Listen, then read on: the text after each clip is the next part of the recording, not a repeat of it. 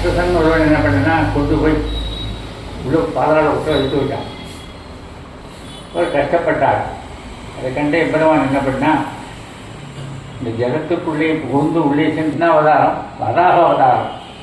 வராக அவதாரம் எல்லாம் பணிந்து குழி பிராட்டியை கொண்டு மீட்டு வந்து அண்டத்தை மேலே ஜலத்தை மிதக்க விட்டு சௌக்கியமாக இருக்கும்படி அனுகிரகம் பண்ணினான் எம்பெருமான். வராக பெருமானாம் இருக்கிறார். அப்படி செய்த பிறகு திரட்சியுடைய முகத்திலே ஒரு சந்தோஷம் இல்லை. துன்பம் நீங்கி போயிடுச்சு. துன்பம் நீங்கிய உடனே சந்தோஷம் வர வேண்டும் அல்லவா? அப்படியே அந்த பிராட்டிக்கு சந்தோஷம் வரல. ஏம்மா உனக்கு என்ன வருத்தம்? உனக்கு துன்பம்லாம் தீங்கி விட்டது, உனக்கு என்ன வருத்தம் என்று கேட்ட உடனே அப்போது அவர் சொல்கின்றார், மனைவியாக இருக்கிற பொழுது உனக்கு துன்பம் இல்லை, நான் தாயாக ஆன பிறகு என்ன துன்பம் என்று கேட்டால் குழந்தையினுடைய க்ஷேமத்தை தான் எப்பொழுதும் நினைப்பார்.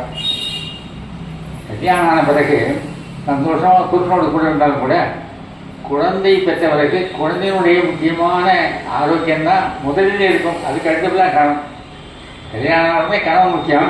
ஆனால் குழந்தை பிறந்த உடனே குழந்தை முக்கியமாகி போய்விட்டு புருஷன் இரண்டாவதாக ஆகிவிட்டான். அதனால் என்னுடைய குழந்தைகள் தான் கஷ்டப்பட்டு கொண்டிருக்கிறார்களே, கண்டபடி தீர்த்து கொண்டிருக்கிறார்களே, அவளையெல்லாம் நல்வழிப்படுத்துவதற்கு ஏதாவது விஷயம் இருக்கிறதா என்று சொன்ன உடனே பெருமான் சொன்னான்,